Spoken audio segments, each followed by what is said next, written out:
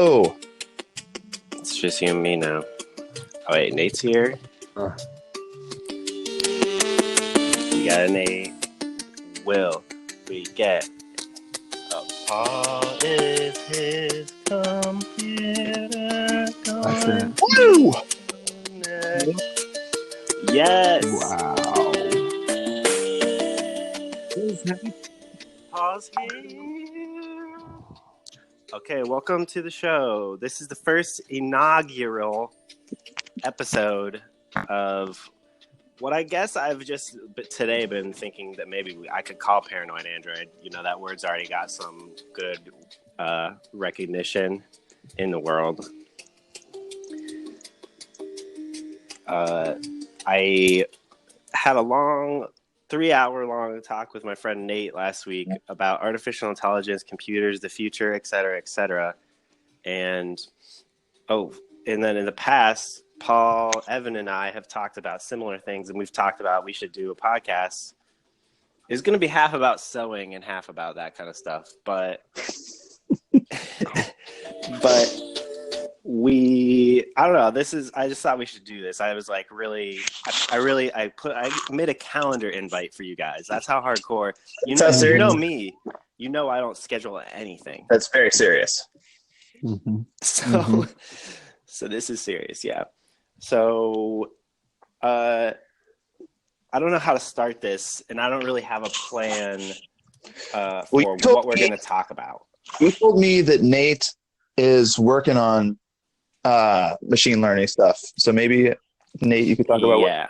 Well, I thought first we should all, since everybody doesn't know everybody, I know everybody, but I guess you guys don't know Nate.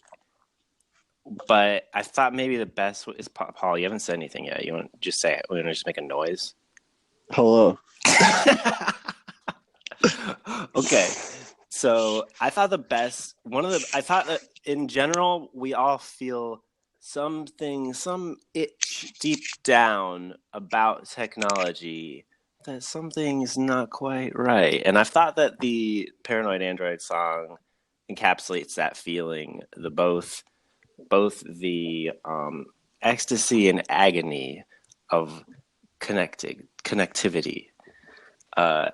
There's a meme that somebody memed at Paul a few weeks ago that was, Paul's on another podcast called The Vergecast, and he says things every once in a while, and someone made a quote that he said into like a joke. And the quote is, "It just feels like there's something wrong with all computers, though. Don't you think that sometimes?" And I feel like that thought is something that runs through us four, at least, if not many other people. And that, in general, I want this to be sort of an emo technology show where we talk about technology. Oh, yeah. It's also just sort of like, you know, it's almost like we are an emo band, but we're playing we're just talking instead of making music. We're making a podcast. We're a Pinterest mood board of computer.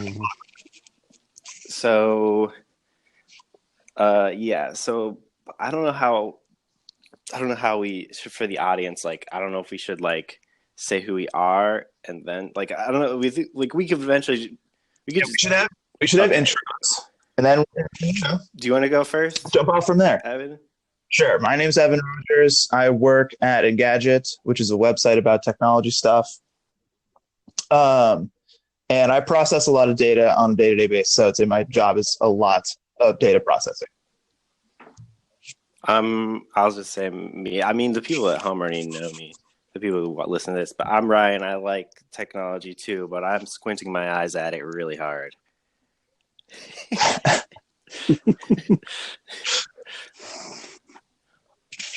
Okay, I'll go next. I'm Nate. I don't know much about machine learning from a practical viewpoint, but as far as like implementing it, but I'm trying to learn. So currently I'm doing an online master's degree through Georgia Tech and studying machine learning through that, although still kind of early in my university learning, so getting there. Just more of a philosophical interest in AI. And I'm Paul Miller. I am on the Vergecast, and I just feel like there's sort of a power inversion in technology. It's like it was built in the wrong direction somehow. I feel that. I don't know though. I've been playing around with some Jupyter Notebook stuff that I want to talk to you about. You guys should talk about it. That's another reason I wanted you guys to get together, because I feel like I have not that much technical knowledge, and so like you said, you want this to be emo, but I'm fully on board. Yeah, no, I know, but I feel like you guys are gonna have some conversations that I couldn't have, but I do want to hear. You know, this is sort of like I want to listen to this podcast. I'll say some stuff sometimes, but mostly I also want to hear what you guys say. Cool. So where do you want to start with that? Do you want to continue that thought, Paul? What can you Paul, what machine learning stuff have you been playing with? Wait, what'd you say? I said, Paul, what machine learning stuff have you been playing with? Paul? Oh no. Sounds like. Oh. Is Paul gone? We're down one, Paul. I hate Wait. Anchor. You hate Can Anchor? I say that? Can I say that? Can you hear me? Can Anchor hear me? Can John hear me? I can hear you. Oh my God. I can hear you. Yes, I can hear you. Oh man, I was gone again. I'm not gone. I'm just thinking. Oh, okay. I haven't been playing a lot with machine learning, but I've read some books about it and stuff. And the big thinking is that the more data, the better. And so it's really incentivized not only companies that have a lot of data to try to get more data, and companies that don't have data to try to get more data, but it's also sort of disincentivized. It's made it seem like you can't do AI and machine learning things without all this data. So in a sense, I feel like there's kind of this drought. As exciting as machine learning is, there's this drought in interesting and novel AI that doesn't involve spying on people. Okay, so actually, I'm glad that you said that, because I was thinking the exact same thing, but then I started looking into, like I was saying at the top, like I do a lot of data processing, so I'm really excited about this from just like making small scripts to get stuff done quickly. And what I found is that like there's a bunch of like very small machine learning tools. So like one of them for text processing is Jensen. And like it's a machine learning model, you know, that they trained on a lot of text data. And it's like a really small, I mean, it's a pretty substantial like Python library or whatever. But it's pretty plug and play, I guess is what I'm saying. And it's like, you know, it's just the end result of a big, you know, like it's a cool tool. It's a cool tool that lets you do. What's an example of an input that you put into Jensen and the output that you get out from it? So Jensen is a topic extractor. So it will look for and categorize the topics inside of text. And it's fast. And you don't like, so the cool thing that I found is if you wanted to do text mining in the past and text processing, you needed to use this thing called NLTK, which I personally have not used, but it was always like, because I looked at the documentation, it's like, oh my God, this is like PhD level shit. Just to pop out, just to do pretty basic stuff with text processing. And now what I found is like, actually there's a ton of machine learning little projects that'll just synthesize this right out. So you're saying we have the tools, we're just not using them enough? I think they're just new. That's the thing. It's like I looked into anytime I have a big project where I have to categorize something, It's like if I have to do it by hand, it's really gonna take a long ass time to get a sample that's like representative, Mm-hmm. And so every couple of years I check in on this process because it's something I've consistently had to do at like every job. And before, like that's what I'm saying, is like 2 years ago when I checked in on this, you still had to use NLTK. Like this GenSim project is brand new. So I feel maybe these like tools sort of democratize machine learning a little bit. Like you can actually like play with stuff and like I'm sure that they had just like an academic base to create the machine learning model, train it on. So I kind of follow that. What do you can you say that and like summarize what you're trying to say here? Paul was talking about like an imbalance of power, and there's just like a couple cool examples that I've used recently that are just like totally small. I'm pretty sure open source tools. But the thing that Paul said initially was that, I guess, I don't know. Were you trying to say initially like you want to work with artificial intelligence, but this idea of like capturing more and more data to train the AI is what you don't want? Well, yeah, it's depressing to think that this stuff only gets better if you spy on people more and can learn more about them. Like that the truly useful tools are about having proprietary data sets that you can train on, and you need to have large data centers to do the number crunching. There's this sense that I've gotten that makes it seem very inaccessible to do truly practical or profitable things in the world of machine learning. I know Facebook is like really talked a lot about like we're doing Facebook scale machine learning things. Google comes out with really impressive things every once in a while. Apple is way behind in machine learning, and it seems partly because they actually collect less useful data on people to do things with. But it's exciting to hear Evan. Oh no.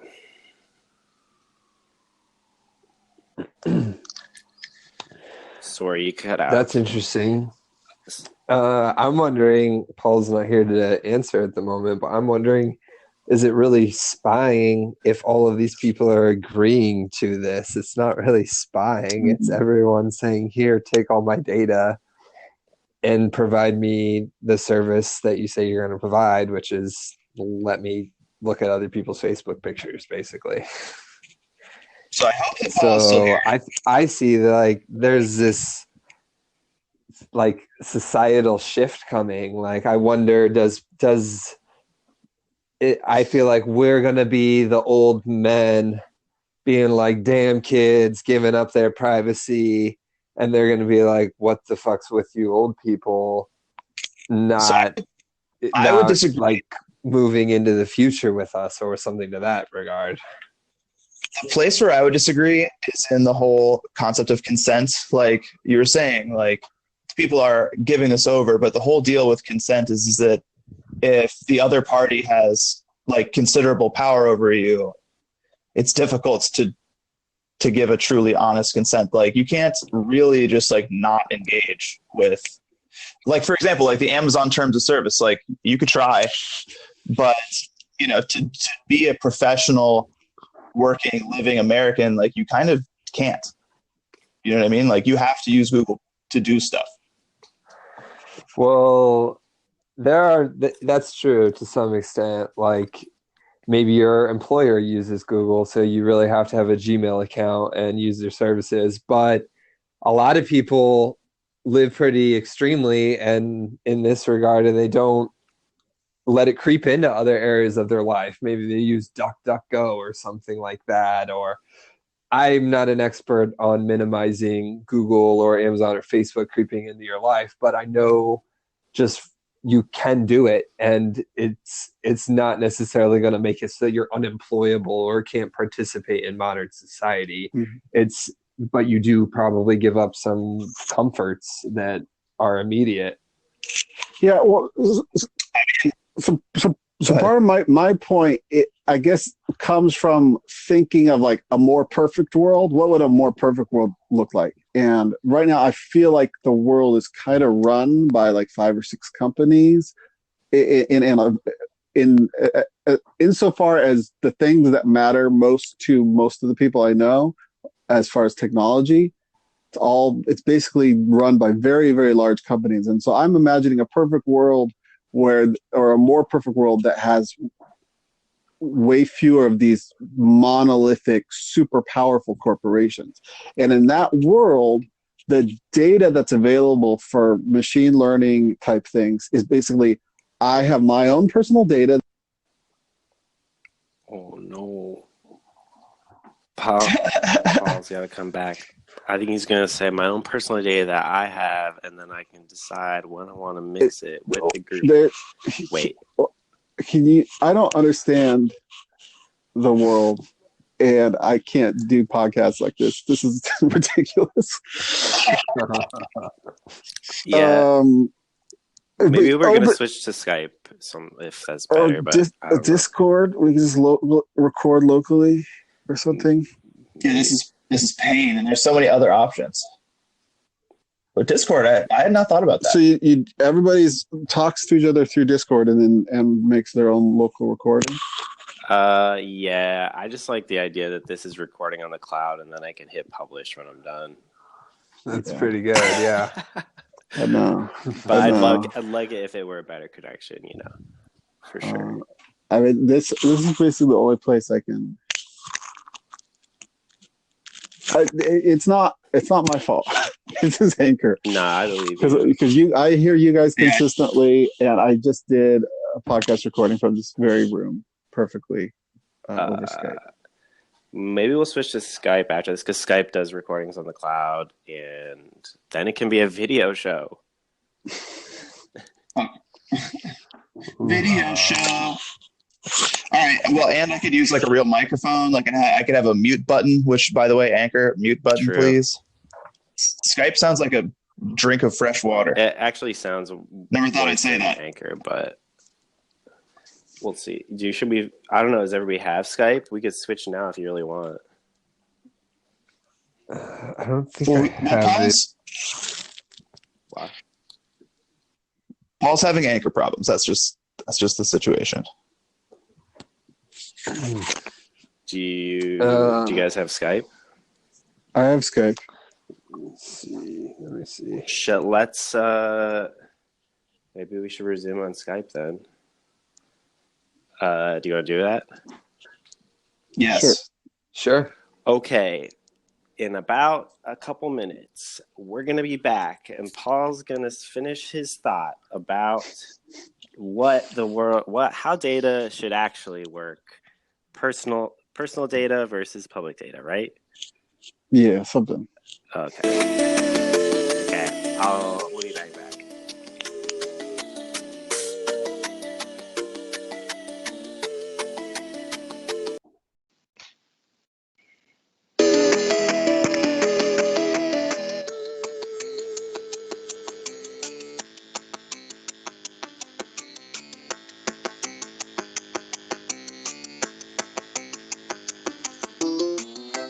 Okay, we're back.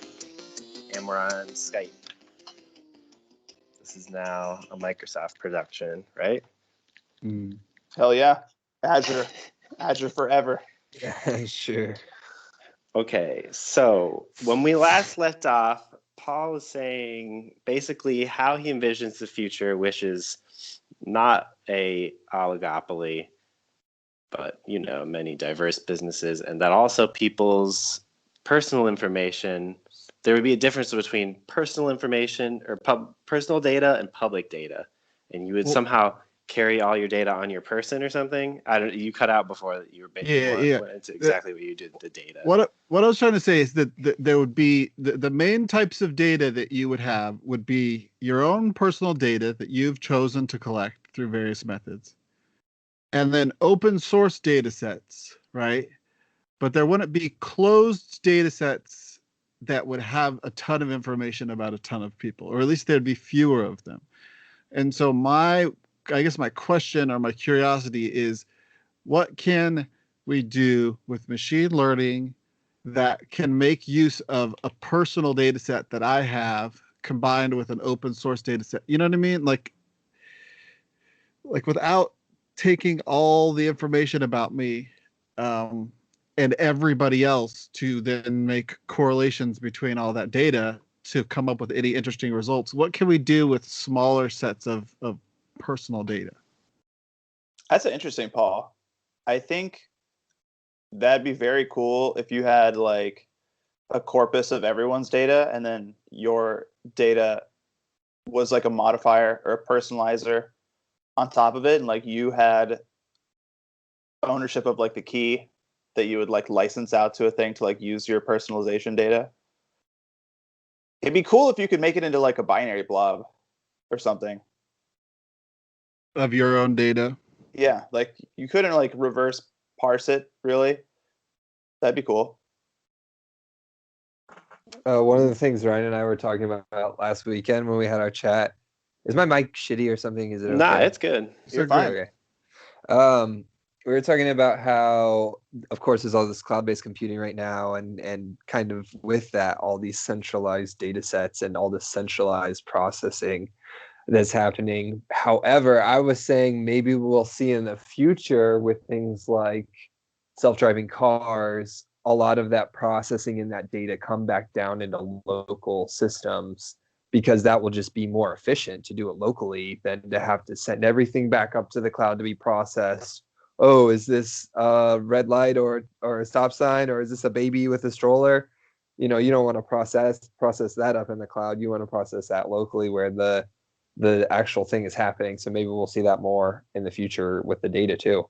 Yeah, there's a concept called edge computing, and self-driving cars is definitely one of the number one applications they think of it for, because that round trip doesn't make any sense. You need a low latency, quick processing of a ton of stuff. My worry with edge computing, and you guys can let me know once I just start if I'm beating this single drum too hard, but it's just I really want to flip. I just don't want big corporations to be in charge of everything. Um, and so one of the things with edge computing is who owns that computer in that car, right? Who installs and runs all the software? Who's managing? Can I put that edge computing device in my car that's doing all this work? How much access do I have to it? Is it completely managed by another corporation? Is it like with tractors where you can't even like repair it yourself? You know what I mean? Like, it's exciting and it's cool technology that it's at the edge and there's a powerful computer in my car. But the fact that I don't really have any control over it or access to it is kind of scary to me. Dude, I wish I knew.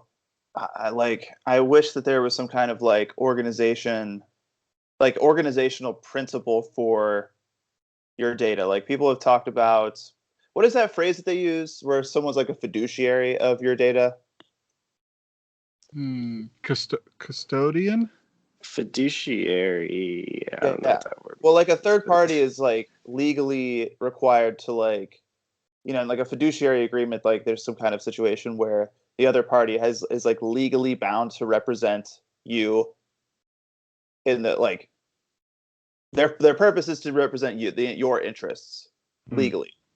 And so that's interesting. So people have talked about that for data, like if these, like in terms of regulation, that you could force companies to act that way.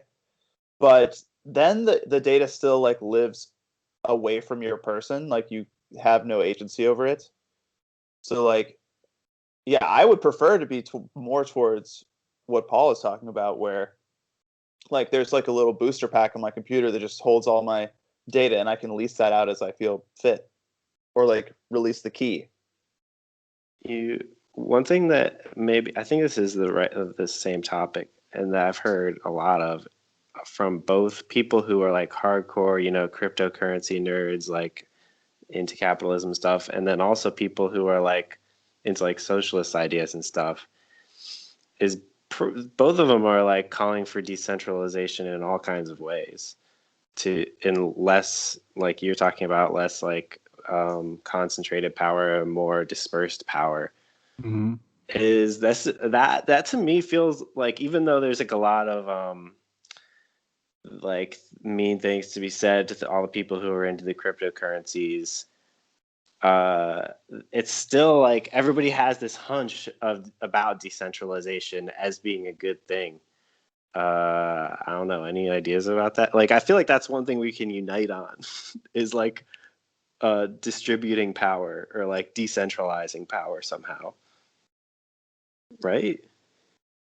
So like I would definitely agree, except for the conundrum that like Twitter is, with like Twitter decentralized the distribution of small thoughts, in that you can like reach anyone with them, I guess. But like that bred a low trust environment where like everyone could be like, well, you know, who knows what's real? You know what I mean? Like decentralization does have consequences. How is Twitter decentralized? Yeah. What I mean is like everyone to everyone platform instead of like the older. That's democratized. Okay, sure. Right. Yeah. Decentralized is who has the power to turn it on and off. Does Well, I mean, everybody have the power? Yeah.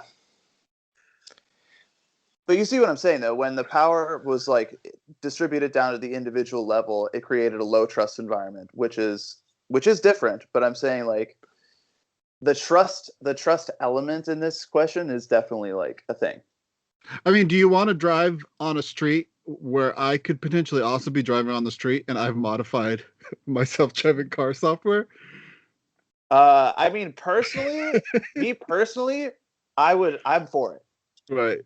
Like, But yeah, there is this aspect of that. It is in a sense dangerous.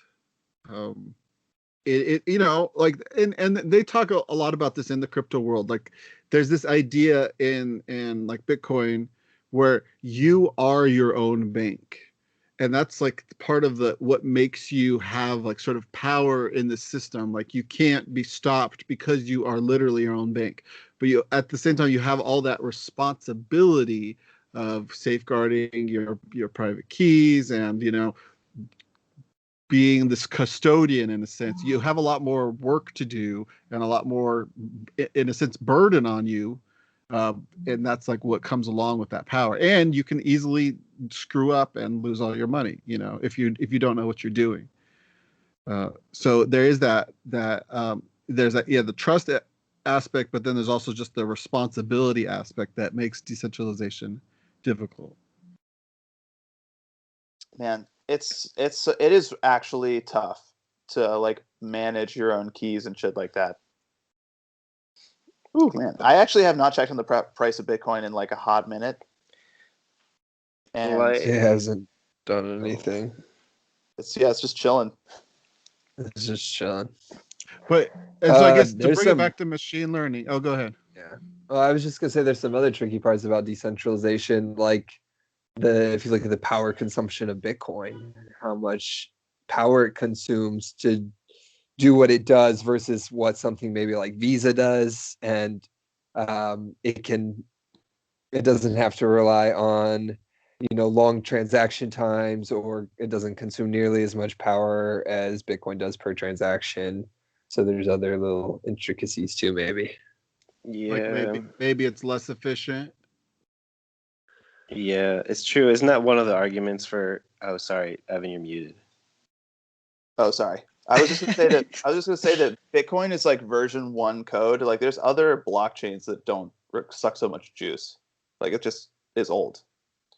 I mean, the argument from the Bitcoin perspective, and I know this isn't a crypto podcast, but is Nah. that you're spending that energy to secure like the sort of the immutable truth of the history of transactions.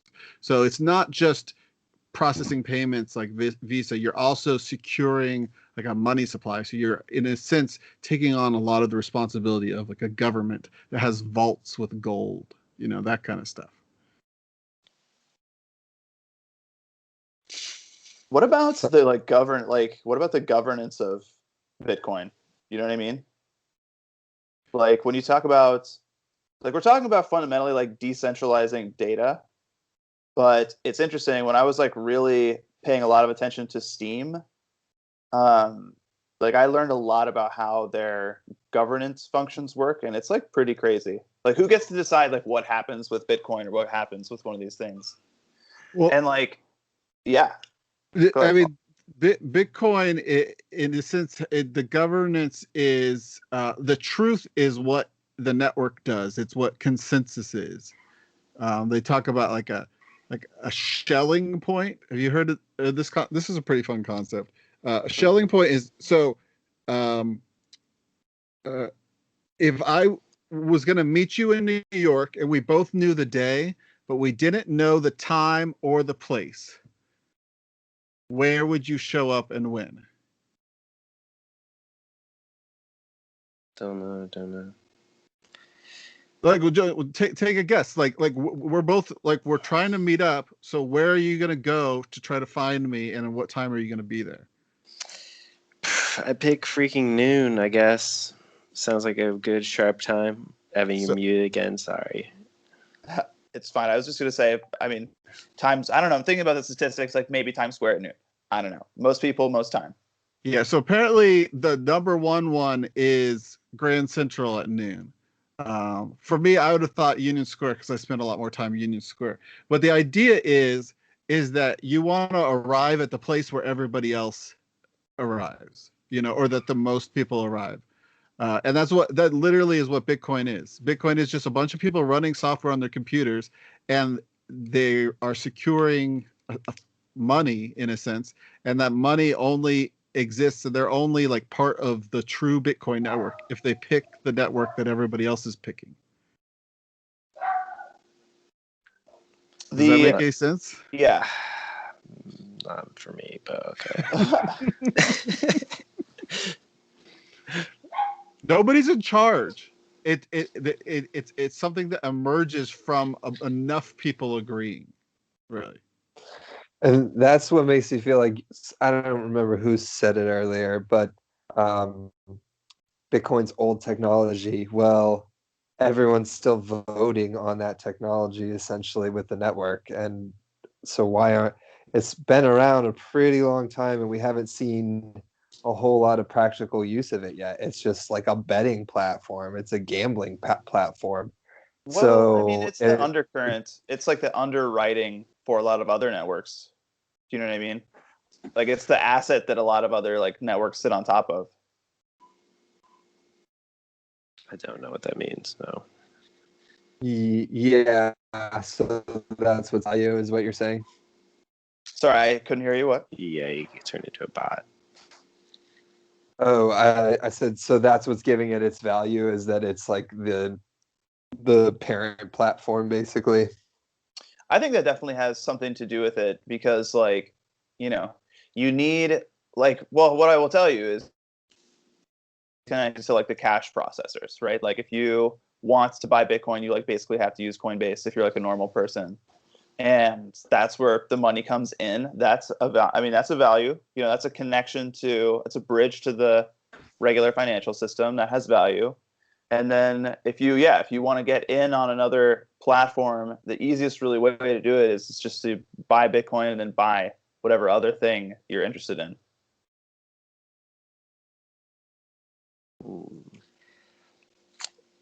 I guess I'm just surprised at how slow we've seen that. Like, you don't really see as much culture around using Bitcoin as a transaction system. It's more as like a money store, or a way of holding your money or holding value, or like you see the hodl memes.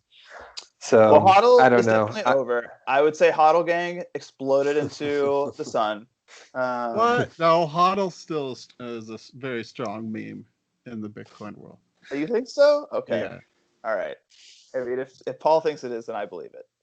But yeah, it's got to progress to being useful for everyday transactions. It's definitely a ways away from there. And so Bitcoin true believers feel like they've got all the time in the world to get there, and other people are not so certain that they aren't late to the party.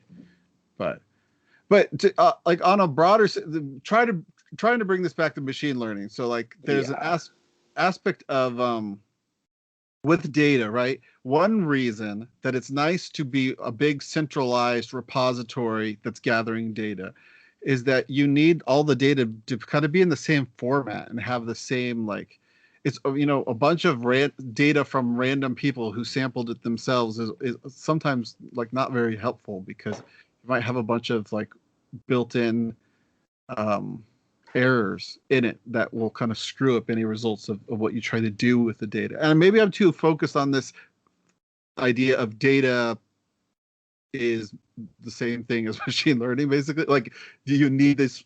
You're so dependent on this raw material that you can't do anything else without it. So I'd love to hear that there's more stuff going on than just data collection. And Well, that's the thing, Paul, is like there's all these little like projects coming out, I guess is what I was saying. And like those projects are all pretty much based on like these community data sets. And like Google releases big, useful data sets.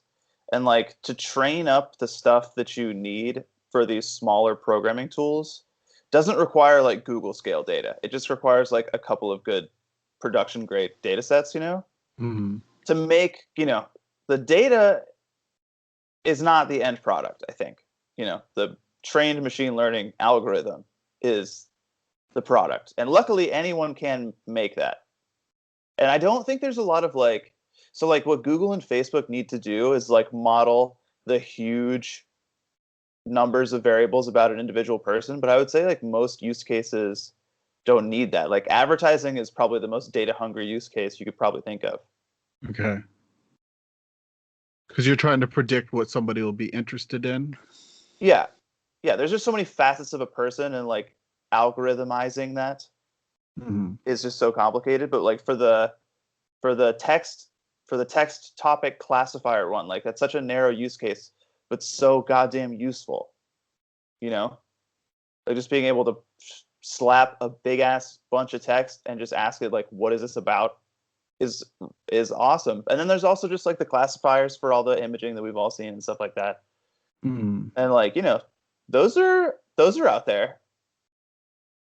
And like my dad, for example, my dad works in a plant, like a factory, and he is like the factory engineer. And like he's talked with me a lot about machine learning, in that like when an extruder inside the plant is about to like blow up, it's like making different sounds, the pressure levels and the sensors are going all crazy. And like, the ability to detect those, like if you could just install a microphone on the floor of a plant and hear when a certain machine is about to malfunction. Yeah. It's like pretty cool. Wait, are they doing that? Or are you they do saying that, or should they? They should do that. Yeah, that is interesting, because it's just like I heard about this pill that people swallow that has a microphone in it, and it records like the sounds of their guts, and then machine learning them tells them like what their gut disease is, or like That is what so they cool. have. Yeah, it is interesting. All that kind of stuff where you're just looking at like pretty noisy data and then somehow extracting like, oh, this is, it's the same thing. What is it? Is it radiologist or something? Like radiology is another thing that machine learning is doing, which is kind of looking at like cloudy, muddy images and having a lot better results than humans. So like, that's what I want to do. I want to get on a subscription. Here's my pitch to you guys. Okay. Medical startup. This is how I'm going to make my millions. Please come on my yacht in 2050. What I want to be able to do is sign up for like a relatively meaty monthly subscription, but each month I can go in and get like a full body MRI, and then just build that into a time series like database of MRI scans, and then just like license it out to a doctor, like give it to a specialist and be like, just look through this. You know what I mean? And if they had machine learning, then I could be like, listen, I have a huge time series data of my whole fucking body in slices.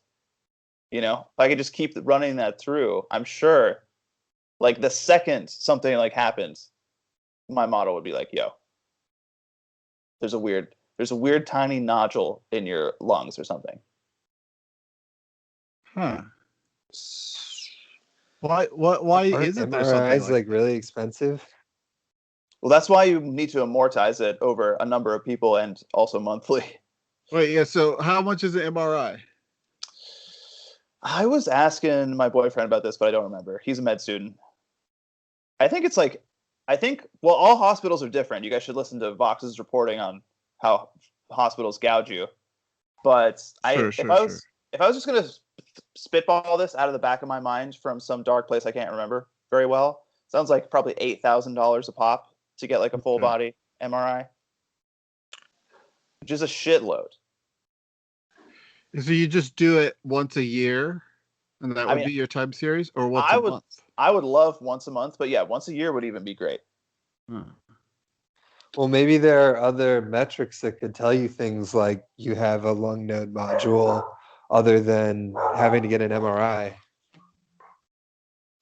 Yeah, no, there definitely are. There definitely are. That's the dream, right? Like somebody like you look at somebody's full body of information and you can combine like the fact that they're sad today plus they ate like a gallon of orange juice 7 years ago and like I bet they've got cancer.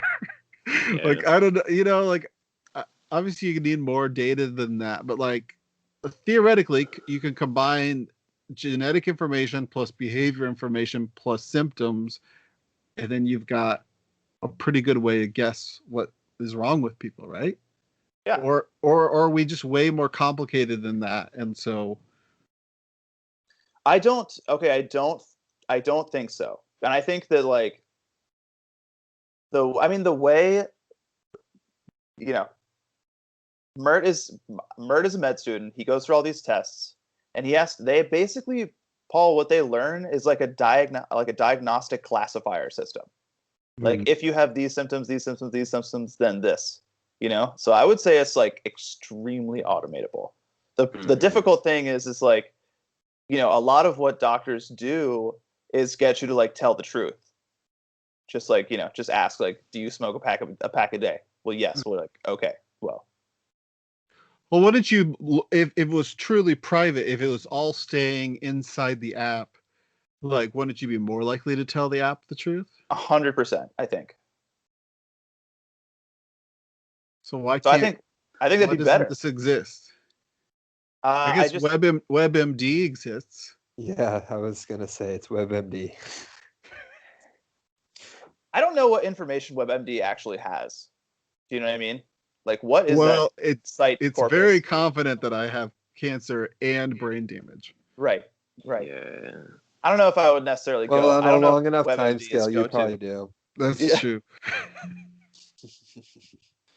But no, why that doesn't exist, Paul? I think it's because there's like super fucked up economics with the hospital system, so they can sell an MRI machine for like $5 million.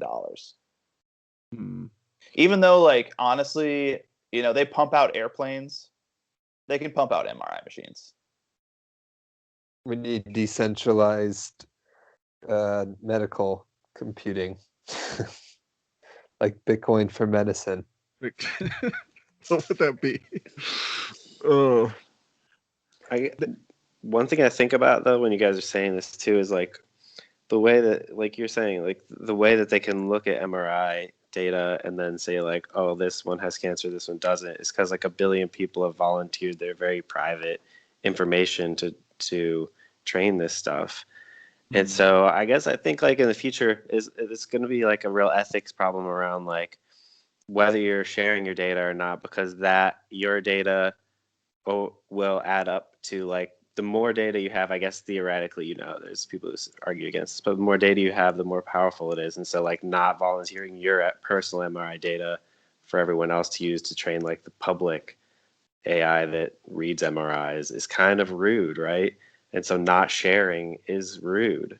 Well, I would love to share my MRI data in some anonymized way with everybody in the world. What I don't want is my MRI data to become a specific company's competitive advantage.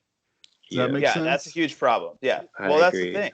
That's the thing. Like, universities get a lot of government grants to do research, and then companies will just scoop that up and be like, thanks for this.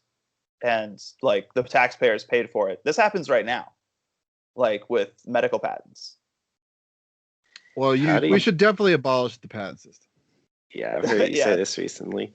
Yeah, I don't know. I kind of agree. I'm almost hearing like open source as the answer to all of this. Like, we don't want companies or like a size authority to have control over something like the processing power in a self-driving car or my data set. So let's open source all of this, maybe? Question mark. Yeah, I guess the unanswered question is, can you get the level of quality and excellence and consistency that you can get from these big companies from smaller companies doing like collaborating on open source projects? definitely not. That's just like it would have shown itself by now. You know what I mean? In the software world, it definitely is probably the best way to consume software and use software is open source. Think of something like Android, or I spent a lot of time as a front-end engineer using React. It's completely open source, or at least open source to some extent. And like these are the chosen platforms. This is what everyone wants to use, everyone decides to use together. Yeah, but those are like tools, though. They're not pools of data. You know what I mean? Like, I'd love to see some examples of like high quality open source data in large volume. I'm sure it exists. Yeah, sure. Nate, I'd be curious if, since you are actually studying this, in the intro courses, how do they present like the dichotomy between the algorithms and then the data that the algorithms use? I think that they kind of present the traps that you can back yourself into with how you might overfit data, or maybe your data isn't classified well, or you're essentially asking it the wrong question, or that you're interpreting the answer in the wrong way, or like I said, the data is just overfit and you're getting an answer that you're almost asking it to give you. So I guess they just show you the places where it can fall apart a little bit. Like, here are traps that you can fall into. Exactly. But they're not presenting it as like your job is meaningless unless you have a large data set. I missed that. Say that again. They're not presenting it like your job is meaningless unless you have a large data set. No, they haven't presented it that way, but you do get that sentiment from the industry, don't you? Yeah, that's. I guess that's what that's I'm the getting to. feeling that you seem to get is, okay, but I need data. So, I mean, it's not like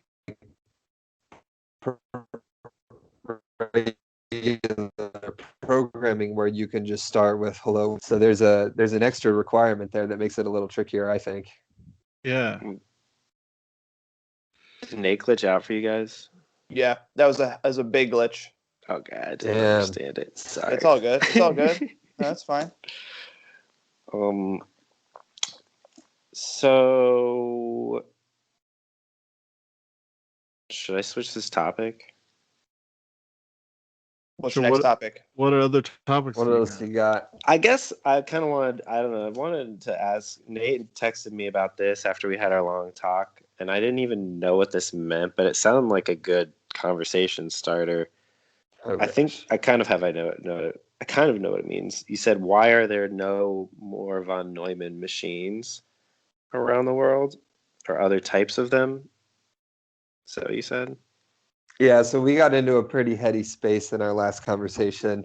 Yeah. We were talking about AI and the distance between solar systems and the galaxy, and how big everything is. And this was a topic that we didn't get to that would have fitted real nice to that conversation. And maybe is a little jarring to jump straight into, but definitely fascinating. No, it's not jarring. Jump in. I have heard of, there are alternatives to the von Neumann architecture. I don't Yeah, know can what you? this word is. Yeah, like I just want the 101 of it, and then why it's would be so crazy if there was a different architecture. Okay, well, so the von Neumann architecture is a way to design a computer. And so you have, I'm looking at a diagram on Wikipedia, right? But you have like a CPU, right? What you would think of as the processor. Hmm. And there's input into the CPU. The CPU talks to memory, and then there's output from the CPU. And then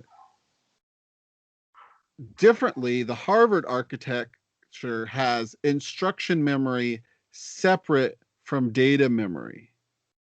And then it has the input out. Does that make any sense?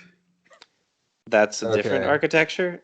Yeah. So the von Neumann architecture, like data and instructions of what to do with data, are kind of coming in the same pipeline. And then the CPU is talking to memory to store stuff and like going back and forth. And then it outputs an answer, right? Whereas the Harvard architecture, you have a stream of input of instructions and a stream of input of data, and those are separate.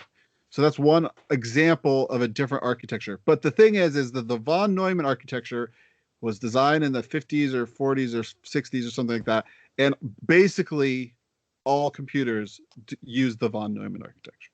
Yeah, it was the 40s, I think, because it was pre. It was like for the atomic bomb or whatever. Is like why they were fucking with this shit.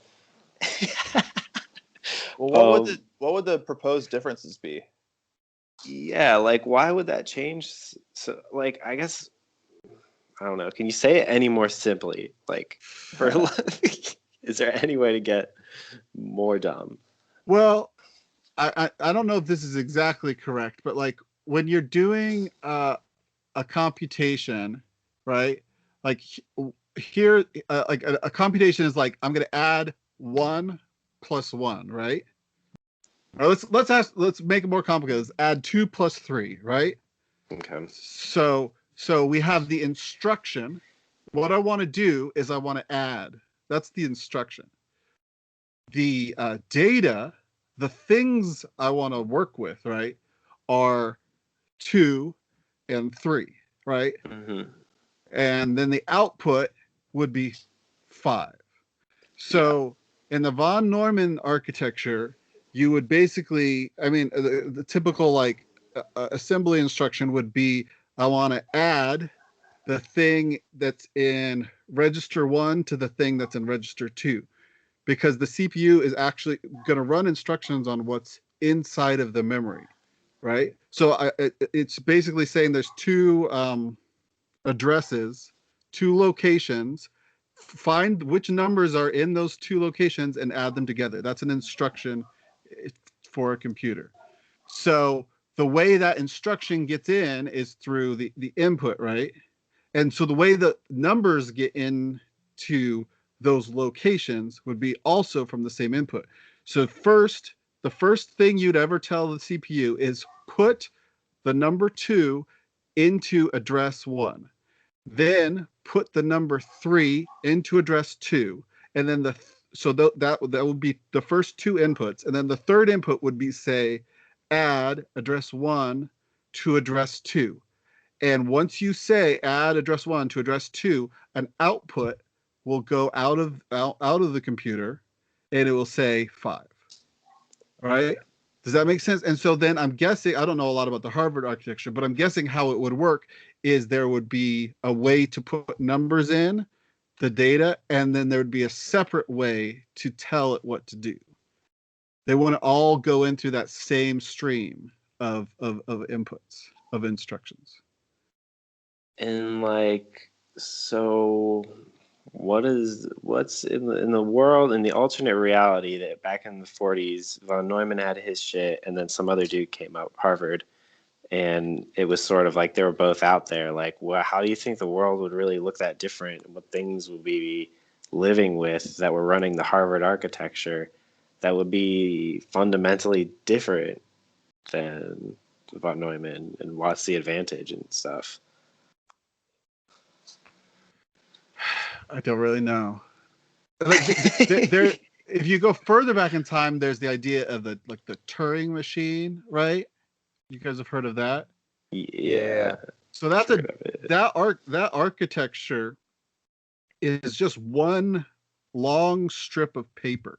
And everything happens with ones and zeros and a one long strip of paper. It's a theoretical Turing machine. The paper is infinitely long. And then there's one little head and it reads what number is there. And that number it reads is an instruction to go somewhere else and do something else. So like move to this other location and then write this thing at this place. And that was the original like concept of a computer. And so there's a fundamental equivalence of all computing devices that they all boiled down. They could all be described as a Turing machine, or there's also something called the lambda calculus, or the von Neumann architecture is more like practical implementation of a computer. But they're all, in a sense, fundamentally mathematically equivalent. Okay. That makes sense. That makes sense. Yeah, that's really interesting, actually. When I texted Ryan, I was mentioning von Neumann probes. So like self-replicating machines, self-replicating probes. And but that was really fascinating.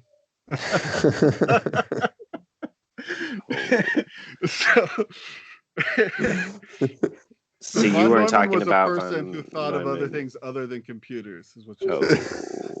I thought that the probe was somehow related to the architecture. That has nothing to do with the von Neumann architecture. Frick, dude. I was just so excited to try to explain the von I Neumann. That was mean, I was awesome. excited to try to understand it, but like, so if everything, so you're saying all computers are just like a long list, right? Is kind of what you're saying. And if there was like some other architecture, then it would almost be like that movie. What was the movie that was like about those 4-dimensional octopuses in the fog?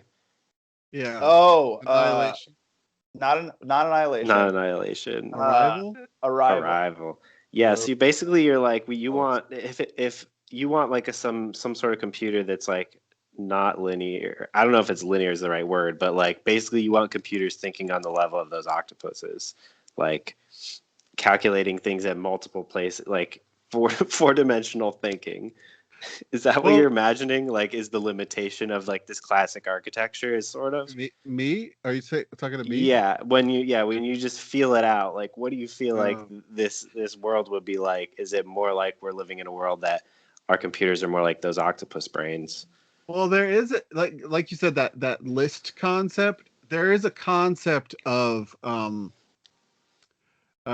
like you know how we have CPUs and we have GPUs, you know? Yeah. In one sense they're very similar, but CPUs typically do an addition, right, or a subtraction or multiplication on a relatively small number of numbers at once, whereas a GPU will do the same thing to a huge like a page full of numbers at once.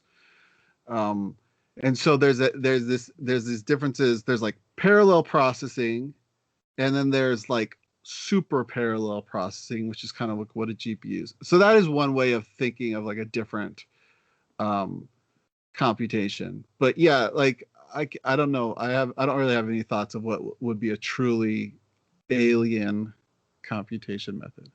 But is that what you're saying though? Is what your thing you were saying is CPU minus GPU is that like the root shape of like the actual physical object and the logic that it's built is thinking about the final task and then like sort of changing the basic rules in order to fit that task better and do it better. Whereas like right now, all of our shit is run this one generic way and applied to all different kinds of problems. Well, Is that yeah, what you're saying? there is an aspect of that compute the paradigm of computing in the von Neumann architecture is so generalizable that it works really well for a bunch of different things, but it is definitely not the most efficient way to do everything. So like, you know, like computers have like special chips on them for like digital audio processing, or for decoding videos or encoding videos, or the GPU, for instance. There are a lot of specialized chips, or like in the world of cryptocurrency, you can use a GPU, which is a very generalized way to run an algorithm for cryptocurrency, or you can use an ASIC, which is it's called an application specific integrated circuit, I believe. So that's like a circuit that's designed specifically to do one specific algorithm. And that is typically like an order of magnitude more efficient at running the exact same math, because it's hardware that's specifically designed for a problem instead of a general purpose computing architecture. The Mythbusters have a cool YouTube video where they do CPU versus GPU, and the CPU is a single paintball gun, and it draws a smiley face, and it takes like 30 seconds. And the GPU is like 500 paintball barrels that at the same time shoot out paintballs that create the Mona Lisa all at the same instant. It's pretty good. I did see that. It was cool. Yeah. So what about von Neumann probes, though? Well, we had gotten into the Fermi paradox in our last conversation, and where the heck are the aliens? That fun conversation. So one of the things that we didn't touch on, and we had also been talking about AI a lot, but we hadn't talked about von Neumann probes. So like self-replicating probes that could, in theory, go out across the entire galaxy in a relatively short amount of time, maybe dozens of thousands of years instead of like hundreds of thousands or millions of years to travel across the whole galaxy, just by replicating and spreading out and replicating and spreading out. Because it would be exponential. That's what I've heard. Yeah, I think that's right. Well, one thing I've thought about that is, why don't like exponential thing, like we have like man, I'm really bad at anything biological. The things that replicate that are small machines, but they're biological. Nanotech or cells?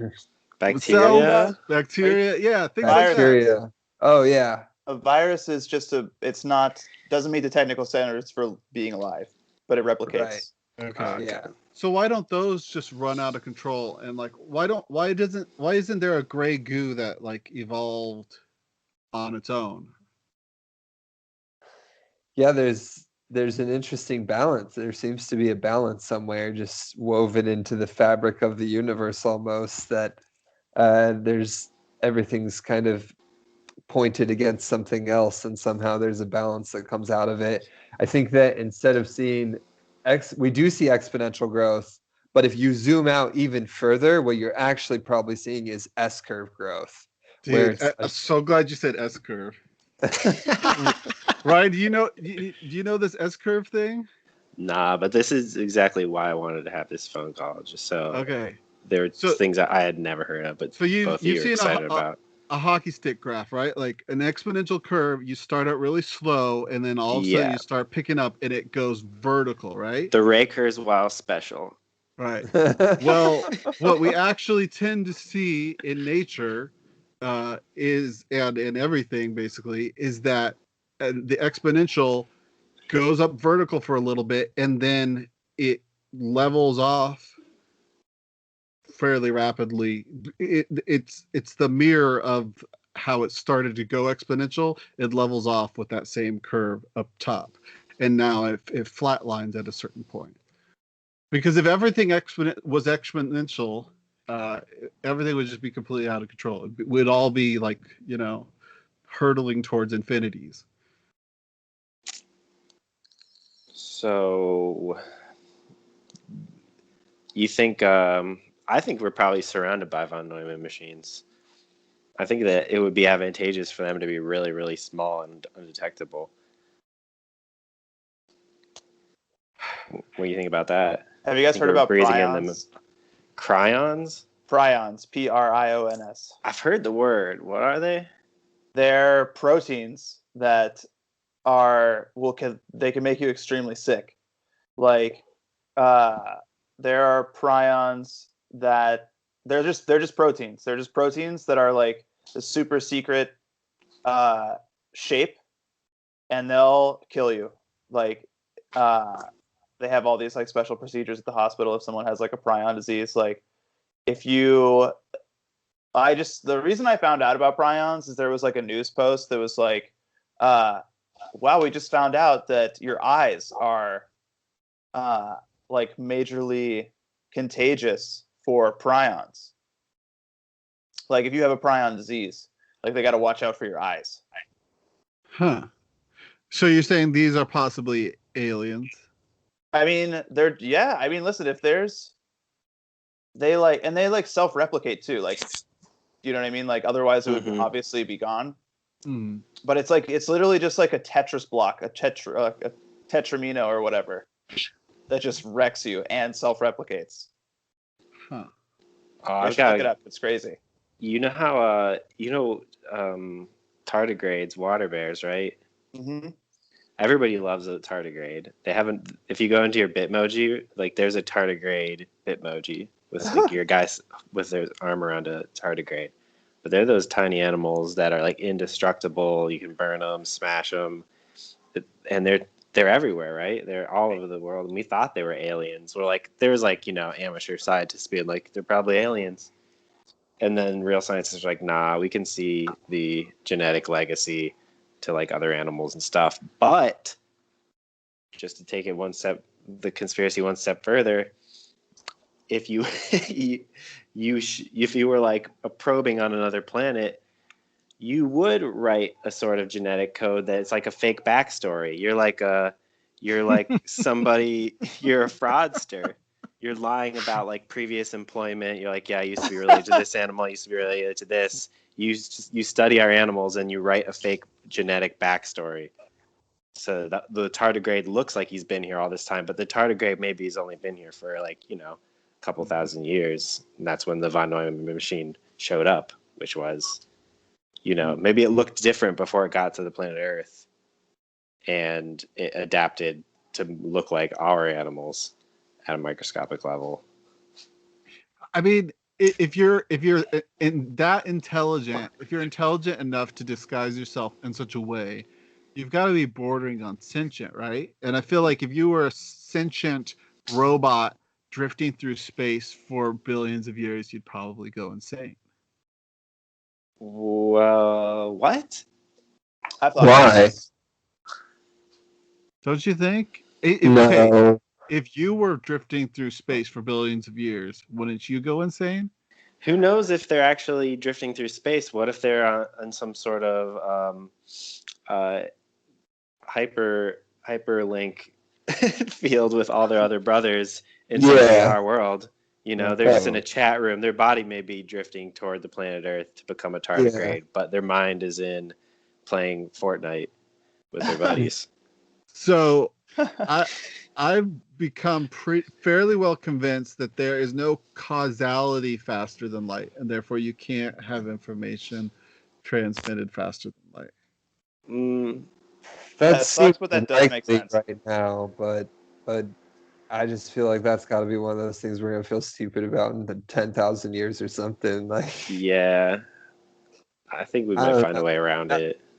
I mean, even if that's the case, sure. But then maybe I always like the idea we will just build worlds where we can travel faster than light that maybe offer as much to learn about, or we'll go into the nanoscale or the femtoscale or whatever tiny scale and explore those universes. Or I just feel like, yeah, maybe the physics will work different in those places at different scales. You're saying?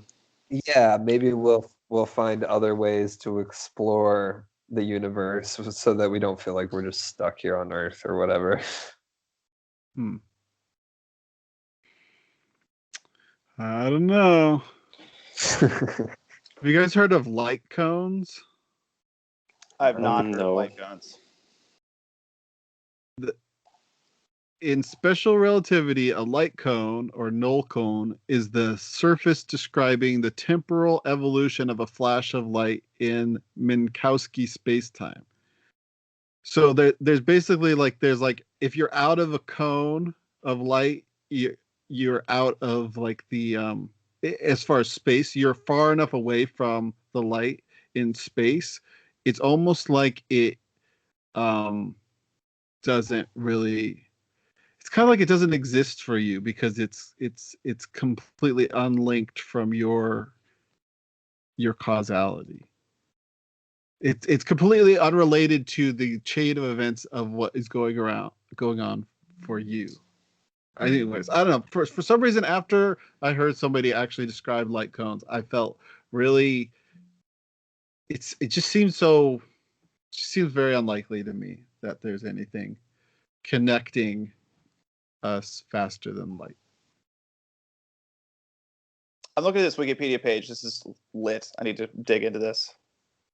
What is light cones? Yeah, the light cone. There's a book narrated by Benedict Cumberbatch that's all about time, and I think that's what I heard. I did listen to that. Oh wow. Man, what is that called?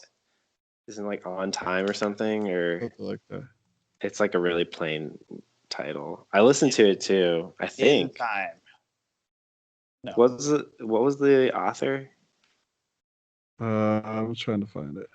I know you're talking about. I was watching the Brexit movie on HBO starring Benny. Mm-hmm.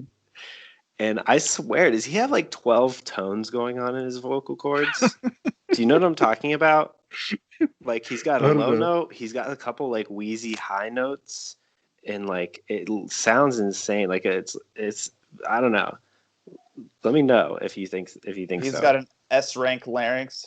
It's very soothing. How there's those cultures where there's people who can sing 2 or 3 notes at once. It's called The Order of Time by Carlo Rovelli. That's the one. I guess I did hear about light cones. Forgot all about it.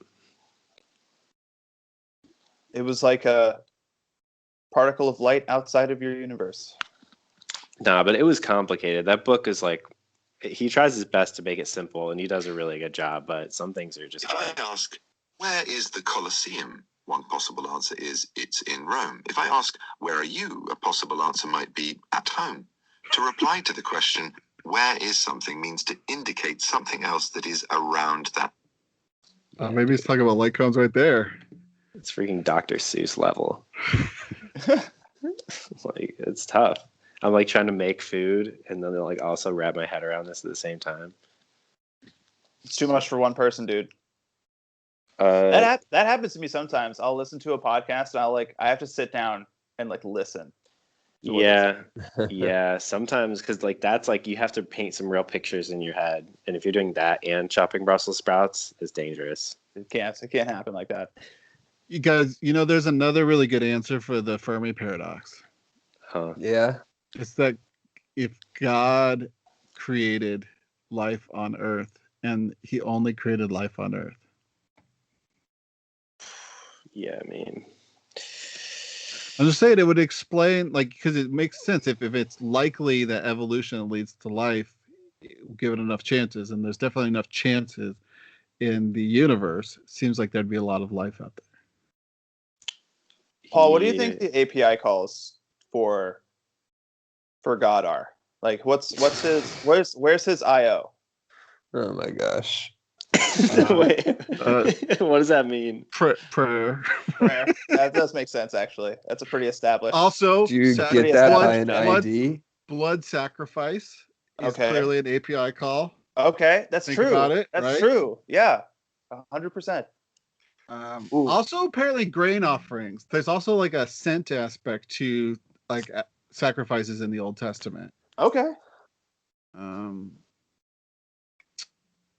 Is this are you asking textural?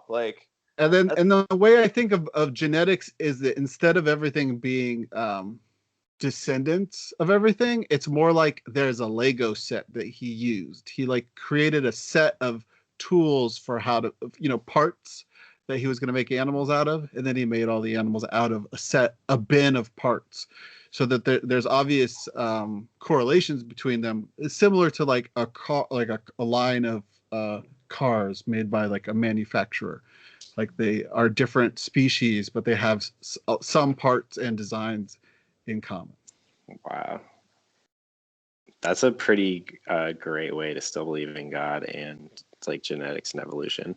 Paul, would you say that the examples of direct interactions with God from the Old Testament, would you say a majority of them, this is not a joke question, would you say a majority of them are like serialized data or like multivariable data? Or you know what I'm talking about? Whatever the opposite of serialized data is.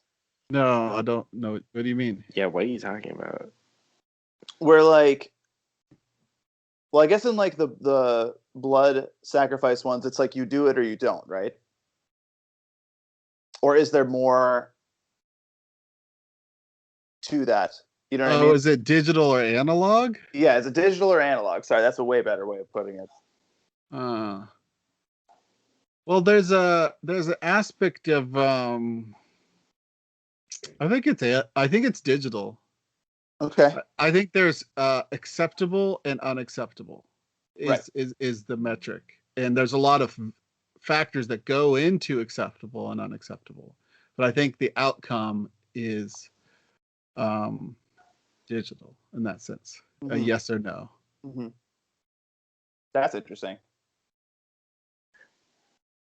Why, with God's playing with Legos, why was he finally like, I'm done with Legos, but he still likes us?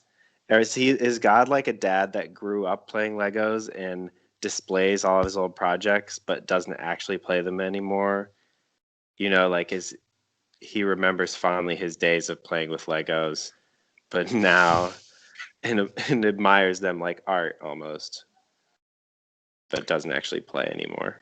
In the sense that, yeah, it does seem like it doesn't create new things anymore. I don't see any reason in the Bible that God couldn't have made aliens somewhere. I just feel like there's no reason that there aren't necessarily aliens, but in the sense of the Fermi paradox, it's very much based on this idea that if we were able to evolve here randomly, then other beings could have evolved other places randomly. And since it's such a big universe, that it must be likely that there's a lot of beings out there. So where are they? Yeah. So Go ahead. So what you would say is the human race was kind of like, or like all the life on Earth and stuff was like a painting. Like I watched this documentary what was his name? Something Kondo, who drew the Kanye West album art. George Kondo, I think. And he would paint like one thing, and then it would just paint. He would keep painting over the painting over and over again, and it would dramatically change from day to day, from one thing to another. And then finally, he would get to the end, and he was like, "That's the final painting." So you're saying God just kept painting over all his previous works until he landed at what he's at now, and he's like, "It's done," and he's moved on to some other planet. He's working on some alien race now, and that's his current project. We're just past work. It's a franchise model. That's not at all what I believe, but that's an interesting concept. I just want to know why he's done. You know, like why would if you're okay with this idea that he's been like, you know, playing with the Legos all the time, why? What makes you feel like we're the final iteration? Maybe we haven't passed the final checkpoint. It's just taken us a long time. Or what if we're still on like the tutorial level, and like the game gets just like really hard as we expand outward from our initial fortress in like Civ 5. We're in the noob starter zone in World of Warcraft with all the easy quests. Yeah. The reason we haven't gotten to the rest of the game is we just haven't figured it out. You know, I don't know if I've talked about this before, and this is like perfect. This is podcast bait. You know, this is podcast 101, which is we're already moving towards it, which is like, what is it? The Simulation theory.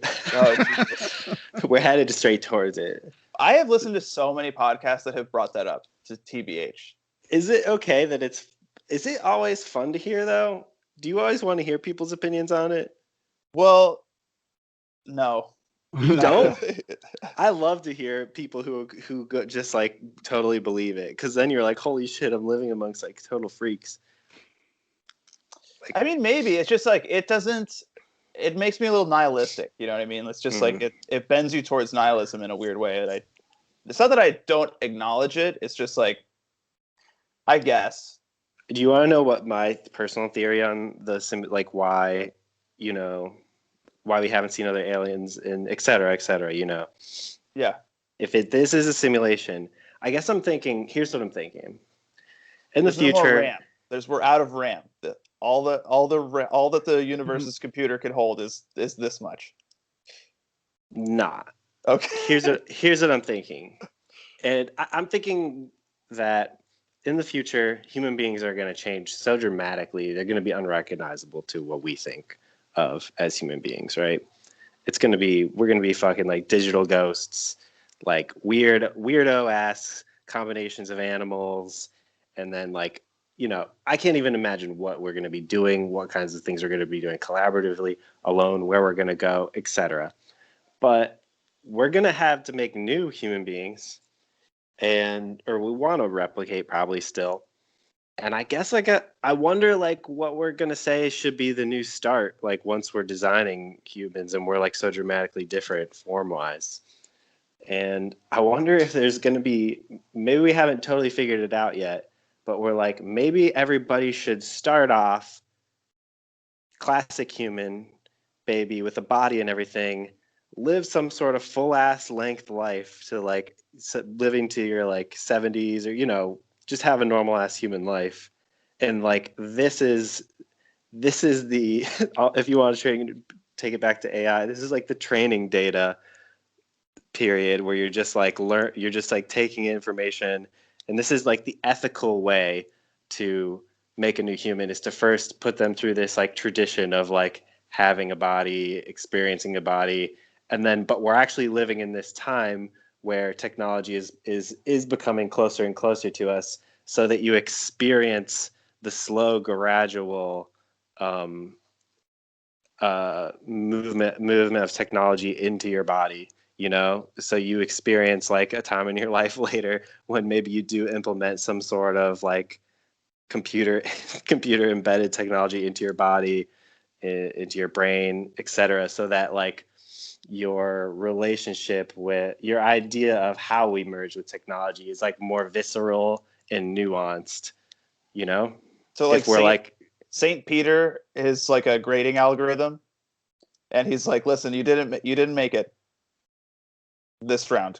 Go get chewed up by the data hopper one more time. I'm kind of lost, Ryan. How are you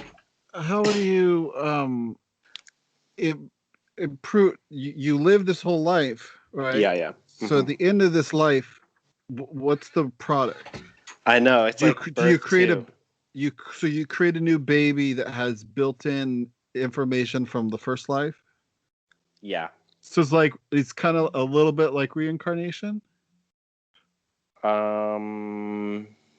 Yeah. I guess it's just like living is just like school.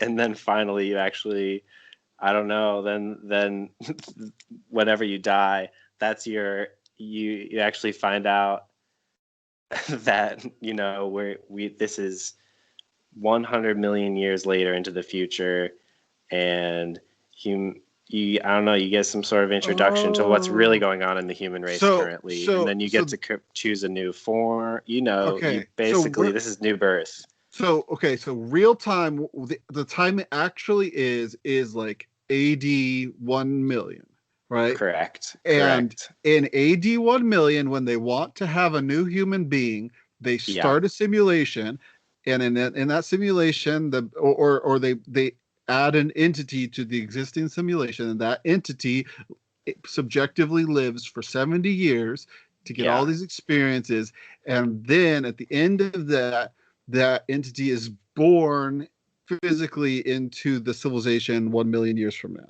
Correct. Like they're Pretty good. they're pre-testing DNA at the This is very fertility good. clinic. They're what? They're like pre-testing at the fertility clinic. Like they have it's a little creepy, yes, but like, would humanity do that? Probably. That's what I'm saying. I guess I'm just saying, like, when we become so different from what we are now, I wonder if there will be some tradition about needing to start people off in some way that is quote unquote natural, you know? Like the nostalgia for the OG release of humanity. They're like, Yeah. before Back you're to ready basics. before you're ready to be a human 2.0. Wait, Paul, how do you measure the point release status of humanity? Point release. What's your versioning for Humanity API? Yeah. Oh, I would say that you have. Let's shoot. Okay, so you have Adam, right? And then you have Eve, which is technically a fork of Adam. And then they became two complementary things. So you basically have two separate products that were forked from the original product.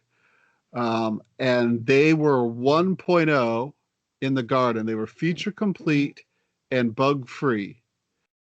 And then a point release or no, well, if they should have followed Semver and called After the Fall 2.0, but they didn't. They introduced Knowledge of Good and Evil, which is a new feature, but they didn't follow Semver, so they went to like 1.01 after the fall, after they ate the fruit in the garden.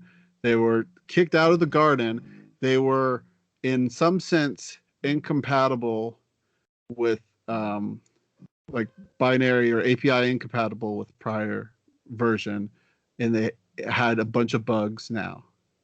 But it's like, so it's 1.01 and it's really buggy. I would read this Bible fan fiction like legit, like no Yeah, joke. that sounded good. You should make Yeah. a Humanity API book or something. I don't understand it at all.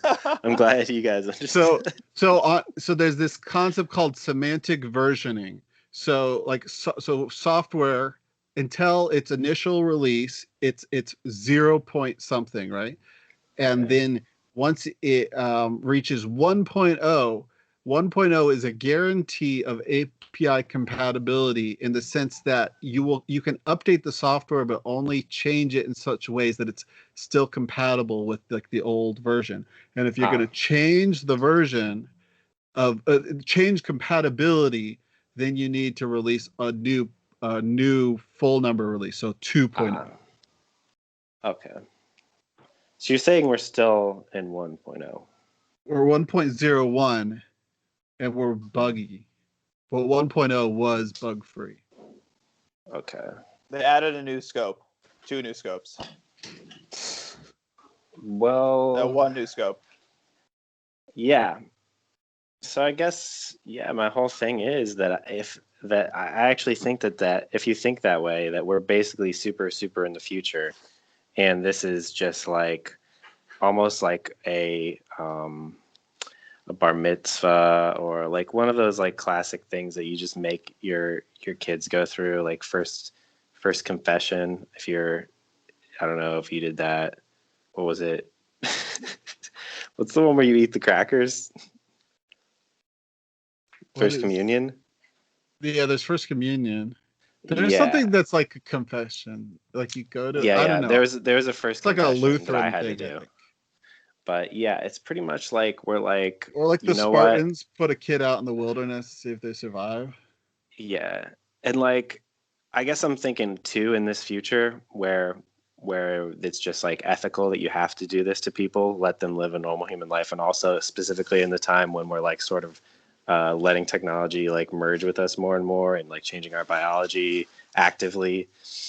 I feel like That's not necessarily the case with all humans. We just have probably kind of conservative parents who are like, no, I want my kids to have this. And I think there's probably different parents who just birth humans and let them, be crazy future humans. I think we're just one philosophy of thinking about it. What if the kid in the simulation turned out to be like a murderer, like a serial killer, and then that kid lives that the whole time through the simulation, and then they're like 70 years old and they finally die in prison inside the simulation? Do you still like birth that child into your future world? It's a great question. I don't know. It feels, I guess, very ethically sticky. I don't know. I don't know.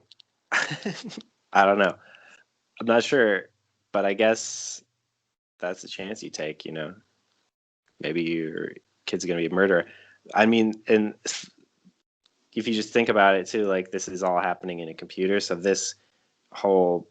our whole life process for our parents would probably only be like a millisecond or whatever, This is theoretical time we're living in right now. This phone call may have felt like an hour, but it's been 0.00001 second. So why even just run that once? Why not run that a million times and try and get the ultimate best human possible? You get a murderer. Whoops. Yep. Spin again.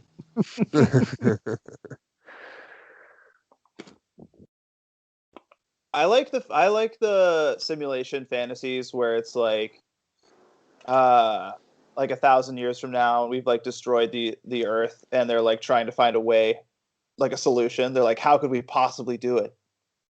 One of these virtual machines will figure out how we can save the Earth. Yeah. Simulation models. Simulation. Yeah, we're just like, I'm just like one program inside of that could maybe, it's like, you're like saying like global warming in the real dimension is happening, and thus they just run global warming simulations in all of ours to hopefully that one of these populations will be the one that figures it out, and they could just use that and then delete us. Yeah. Yeah, it's pretty rude. I hope they get what they're looking for, though. In these simulations, is it one person sentient and everybody's an NPC, or is there a percentage of NPCs, or is it everybody fully conscious? I don't know. When I think about that, I'm like, it's pretty rude to think that everyone's a freaking computer, and I'm not. So I don't think so. I don't know, What am I? Okay. I was trying to remember the name of St. Peter, and I just looked it up on Google. I tabbed over to the images page, and I was like, what the fuck am I looking at right now? It's like definitely clip art, and then it just got strange, as all Google images do. But yeah, I like that idea though. I guess the fun thing is imagining like your birth to what that might look like. Like I feel like you might come out of some machine that looks like it's like a Dave and Buster's game with a lot of lights. And they're like, welcome to life 2. You were just living in a simulation. This is the real thing. This all made me think of Roy from what's that show? Everyone, Rick and Morty. Rick and Morty, where there's an arcade game called Roy, I think. And he lives his whole life, and he doesn't. He lives his whole life while he's game, and like he gets cancer, and like he beats cancer. I remember this. Yeah, and he opens a carpet business. The carpet business, yeah. Yeah, that's exactly what I'm thinking. And I felt like Rick and Morty was stealing my ideas when I was watching that scene. Yeah. Paul, did you watch Westworld? Paul? I watched some of it. Got it. Forget which part.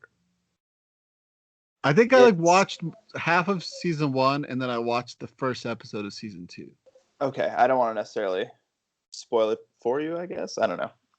It turns out they're robots. Yeah, it turns out they're robots. It turns out they're robots. The question I was going to ask you though is whether or not, like, if Jeff Bezos came out with a if Elon Musk was like, boom, I figured out Neuralink, you can upload your entire conscious into a computer, it works perfectly. Is that incompatible with Christianity? I don't know. I have a feeling that fully sentient machines, and that would include a machine that you've like uploaded your personality to, Sure. like that fully sentient machines are sort of improbable in a Christian worldview, because you're supposed to have a soul, and the soul, I think, it has that moral responsibility for decisions. So in a sense, the soul has some level of decision making power. Mm-hmm. And so without a soul, I feel like you're short a full person. Yeah. And so whatever you uploaded to a computer seems like it would be less than a full person. Like it would appear less than it wouldn't just like theoretically or philosophically be less than it would somehow be less than a person when you interact with it. It would feel like that. That's my thinking.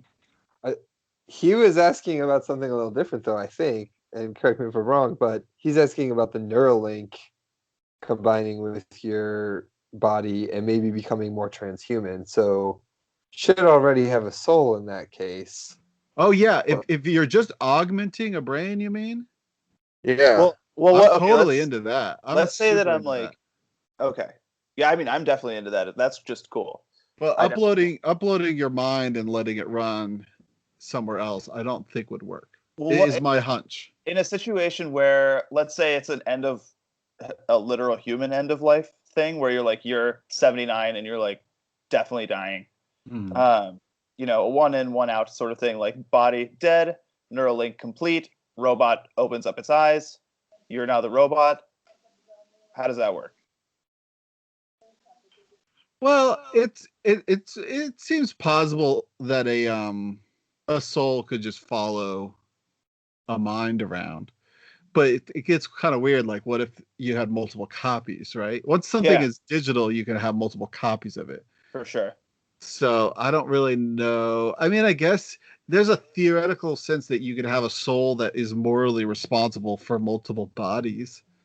Oh, that's cool. That's a crazy idea. But that's a cool idea. I like that. I never assumed that would be the case. But that sounds like a really fun sci-fi now that I think of it. Yeah, that's fun.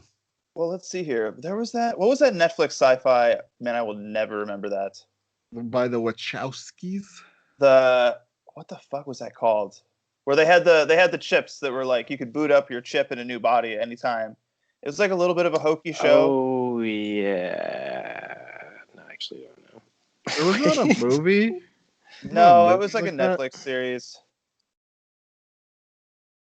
Where did I see this? Netflix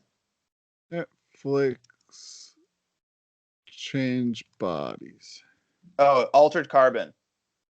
Yeah. So in Altered Carbon, they like criminals, like it's illegal for you to duplicate your unit. Right. But criminals do it. They make it a law thing. But the second, they're not in any sense linked, right? Those multiple copies aren't really linked. Not real. Like they can communicate, but only in the same way everyone else can communicate. Like they can literally have a phone call. That's it. Right. That show was like surprisingly good. Like the production was bad, but like the concepts were actually pretty well realized. I really liked I read the book a while ago, and I really liked it as a book. But then the second book was really bad, and it made me wonder if maybe the first book was bad. I just didn't notice. That happens, dude. They'll get you. But I don't know. There's like, I don't know. I would personally definitely try it. There's definitely a chance that like once I got into my robot body, I'd be like, ooh, this was a mistake. Okay, so the spirit side aside, do you guys think that there's something like basically non-simulatable by a von Neumann architecture or a Turing machine? Is there something that's not computable in the traditional computing sense. That there's something that's like NP complex about what our brains are doing that is not easily emulated in silicon. Well, I think there are definitely things that are happening in our brains that aren't happening in silicon. So yes, maybe. But also maybe we'll be able to get towards some of those ideas with quantum computing. Who knows? Yeah, this is what Nate and I talked about And last maybe week. some other biotech. And I've talked about this with Paul too, because I read that book talking about this guy who was like, Ray Kurzweil's a fucking idiot because the brain can never be simulatable by current von Neumann architecture. The brain is an interaction between electromagnetic waves and meat brain and all this other stuff. And there's these things called neuroelectromagnetic fields, and that's consciousness, etc. But yeah, I would say current computers probably can't do what our brains do. And yeah, I think we'll have to make some kind of crazy contraptions, because our brains are kind of crazy contraptions. Well, there's two. Let me ask you guys this. So like, there's like classic emulation where like you just emulate the like particle physics of every bit of your meat juice, and then there's like a statistical simulation where you like just absorb all your choices, like Westworld style, where they like observe you and they like reverse engineer your personality out of that. So one of them, I mean, like the reverse engineering one is obviously like a simulation, and like I would have doubts about the accuracy, as they do in the show. But the like the emulation one is really interesting because like you would either have to have like a full like per atom like scan down of your brain and body. So I mean, your brain does extend into the like into your whole body. Yeah. Or you would have to like take the DNA, scan it in, and like let it run, so like your memories wouldn't be in it, but you'd have like a perfect digital emulation. Well, but your brain grows based on what you think about anyways and what you do with it, right? Yes. Well, and So then maybe it'd be very different. It'd basically be like a sibling of yours. Yeah, exactly. But what's the point? I guess that is the question. I don't need any more It's like siblings. you're like, listen, you I want to can't- have a child, but I don't want it to be my offspring. I just want it to be a clone of me because I'm very narcissistic. And I just want it to be in the cloud. Yeah. I don't think you can do the atomic scan because of like that's like one of the fundamental things of quantum physics is that you can't get the position and the what's it called, the velocity or the position and momentum, I think, or position and there's two aspects of Nate and I talked about this a last particle, night. and you can't Week. get both of them at the same time. You can only know one or the other, or a fuzzy precision of both. So Nate's gotta go. We can stop soon too. Yeah. Nate. Yeah. How should we wrap it up? Predictions for the next big thing for machine learning and artificial intelligence. Okay. Okay. Do you want me to start? Yeah. Okay. So the next big things in machine learning and artificial intelligence, I think in like a broader scope, I think we're gonna see our attendance like Siri and stuff eventually not suck. Maybe they'll have to completely rebrand these because they still totally suck. But I think the next big thing that's going to change our lives is having these personal attendants that are in our house with us. They wake us up in the morning. They know how that we like to get going. They know it maybe if we're getting hungry or we need to attend to some personal biological necessity. They just keep us in check and in line. And I think we're all going to become consumed by them and they'll direct our lives. And I see that as happening now and continuing to happen maybe over the next 15 years. It's just going to get crazier and crazier. In fact, I could see a company destroying a company like Google if they can do this way better than Google can somehow. That could be the next big Google, really, I think. And then from a machine learning standpoint, I'm interested in just new algorithms that we develop. I think there will be better ways to do generalized learning in the future. And maybe there's some fairly simple algorithms out there that we just haven't stumbled upon yet that will allow us to do that. It's me.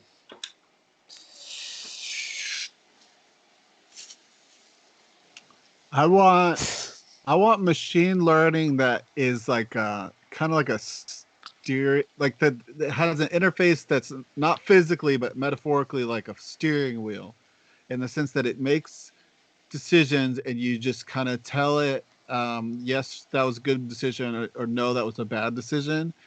And so I know that exists kind of in the more like back ends of these systems, but I think that should be more of the interface. Like I mean, personal assistants are a good example, but I think I know exactly what you're talking about. It should improve. When I say it's good, it should do more of that. And when I say it's bad, it should go back to the drawing board and try to do something differently, Like, I should be able to go into the YouTube backend and be like, your algorithm for recommending me videos is fucked up. Let me figure that out. Yeah, and every once in a while I get a great one, and I want to also be able to say, way to go on this recommendation. Yes. Right. It is crazy that we don't have that, but it's probably because they're like rigid algorithms that they sort of don't have good instrumentation into or something. Well, why would they give the users control? They want to control us. Yeah. They're like, we're trying to maximize ad depth. So right. Yeah. They want to show me ads that will earn them money, or videos that will earn. They want to show me ads. Yeah. No, but I know exactly what you're saying, yeah, Paul. Can I just go off of what, like, I feel like your idea is so true too, because like when you think about artificial intelligences, I don't know how you pluralize it, but they're gonna be at their best, they're gonna seem like other people, and the way that you like interact with other people is like this real-time feedback thing with like your senses and your body and everything. I feel like it's going to be like, you want collaborating with an artificial intelligence to be like playing jazz in the most stupid, like generic way, where it's like you're listening to him and you're like, "Ooh, give me more of that," and you're like, "Oh, do," and he's like, "Biddly, biddly, biddly, biddly, biddly," and you're like, "Oh, that was good, but how about a little more like slow down?" You want you want feedback. You want something that feels real time and interactive, right? Yeah. Yeah, that's me too. I don't have any really predictions for what I want, but that's exactly what I want. I think it goes back to what Nate was saying too. Like, I want to be able to actually have, even if it's like a little bit dumb, the Siri needs to get so much smarter. I'd love to have a conversation with one of those things, that feels substantial, or some sort of collaboration that feels like, I don't know, the way it feels like to collaborate with another person, I guess. And it's fine if it's super dumb, as long as it feels like it's strongly impacted by interacting with you. Right. Like, what if you were like, what if you had one of those like music pads, and it's just it's an algorithm, but it's like just taking your input like on the music pad. Exactly. Jaron Lanier. You know that guy? Mm-mm. You don't know Jaron Lanier? Mm-mm. The futurist, the guy who's like a VR pioneer. He's like a really, really big fat guy with dreadlocks and doesn't wear shoes, and he's like associated with like 90s computer stuff. Jaron Lanier.